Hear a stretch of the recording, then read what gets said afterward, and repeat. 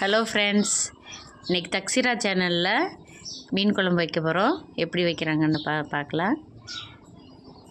அம்மா வந்தாங்கனாலே எங்களுக்கு மீன் குழம்பு வச்சு கொடுப்பாங்க. ரொம்ப டேஸ்ட்டாக இருக்கும் அம்மா செய்கிற மீன் குழம்பு. ஊர்லேருந்து வந்திருக்காங்க. ஃபஸ்ட்டு பாருங்கள், பாத்திரம் வச்சுருக்காங்க. மீன் குழம்புக்கு நல்லெண்ணெய் விட்டால் தான் நல்லா டேஸ்ட்டாக இருக்கும்ன்ட்டு நல்லெண்ணெய் ஒரு 3 குழிக்கரண்டி விட்றாங்க. நிறைய எண்ணெய் விட்றாங்க.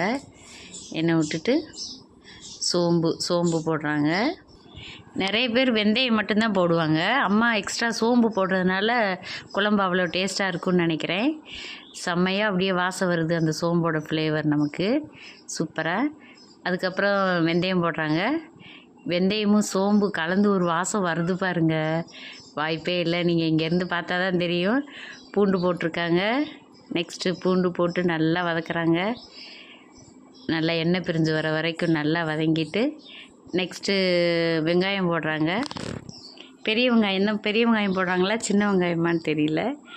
இது ஏதோ சின்ன வெங்காயம் போட்டால் நல்லாயிருக்கும். ஓகே, சின்ன வெங்காயம் தான் போட்டிருக்காங்கன்னு நினைக்கிறேன். நல்லா வதக்குறாங்க அம்மா.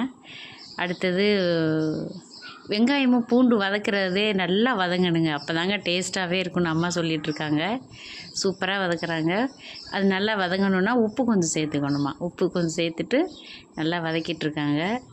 எங்கள் அம்மா மீன் குழம்பு வச்சாங்கன்னா 3 நாள் நல்லாயிருக்கும் அந்த குழம்பு, அவ்வளோ டேஸ்ட்டாக இருக்கும்.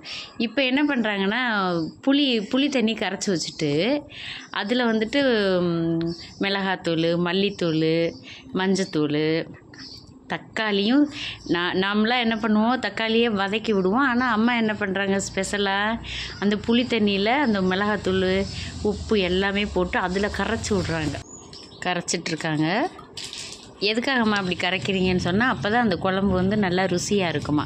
ஒருத்தவங்க கைப்பக்குவம்னு சொல்லுவாங்கல்ல, அது மாதிரி அம்மாவோட கைப்பக்குவம் இது. நல்லா இன்னும் கொஞ்சம் காரம் இல்லைனாலும் நம்ம திக்காக எல்லாமே இதில் அட்ஜஸ்ட் பண்ணிக்கலாம். குழம்புல போட்டுட்டோன்னா அது தண்ணி நிறையா விட்டு தண்ணி ஆட்டம் போயிடும். இதுனா கொஞ்சம் திக்காகவே இருக்கும்ன்ட்டு கரைச்சிருக்காங்க. அடுத்து வதங்கிடுச்சான்னு பார்க்குறாங்க அம்மா. பார்த்துட்டு கருவேப்பிலை போடுறாங்க. இந்த ஸ்டேஜில் தான் கருவேப்பிலையே போடணுமா. நம்ம ஃபஸ்ட்டே போட்டுட்டோன்னா அது ஸ்மெல்லு அமுங்கி போயிடும்ன்ட்டு இப்போ தான் போடுறாங்க கருவேப்பிலை. செம வாசமாக இருக்குது. வீடியோ எடுக்கிற எங்களுக்கே பக்கத்தில் நிற்க முடியல, அவ்வளோ ஒரு ஸ்மெல்லு. நெக்ஸ்ட் என்ன பண்ணுறாங்கன்னா காஷ்மீர் சில்லி போடுறாங்க கலருக்காக. அங்கே வந்து நார்மலாக red chilli powder, coriander powder எல்லோரும் போட்டாங்க. இது வந்து கலருக்காக red chilli powder Kashmir chilli போடுறாங்க. 1 ஸ்பூன் போடுறாங்க.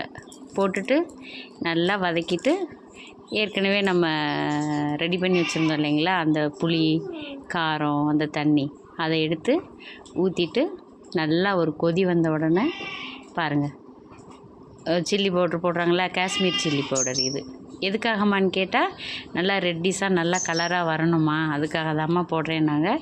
பாருங்கள், ஏற்கனவே கரைச்சி வச்ச புளி தண்ணி ஊற்றிட்டாங்க. அதில் எல்லாமே உப்பு, புளிப்பு, காரம் எல்லாம் மிங்கிளாகி செம்மையாக இருக்கும். இப்போ நல்லா குழம்பு கூட்டி வச்சுட்டாங்க. இப்போ செக் பண்ணுறாங்க உப்பு இருக்கா இல்லையான்னு டேஸ்ட்டு பார்க்குறாங்க.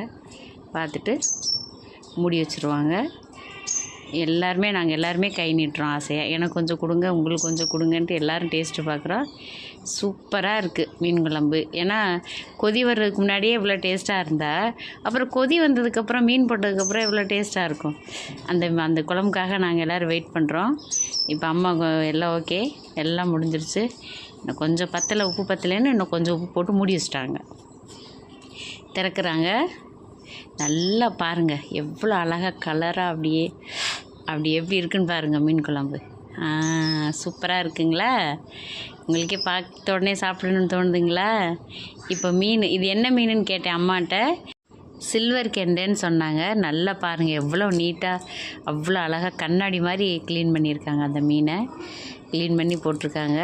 அதெல்லாம் பொறுமை வேணும் இல்லைங்களா? நமக்கு என்ன, மீன்கார் கட் பண்ணி கொடுத்தா அதை ஒரு அலசிட்டு ஒரு 2 டைம் அலசிட்டு நம்ம செய்வோம். இது அவங்களே அம்மாவே உட்காந்து நல்லா நீட்டாக க்ளீன் பண்ணி எல்லாமே அவங்க அவங்க வச்சா ப்ராப்பராக செய்யணுன்றக்காக அவ்வளோ நீட்டாக பண்ணுறாங்க. பாருங்கள் எவ்வளோ அழகாக இருக்குது மீன் போடுறப்பவே.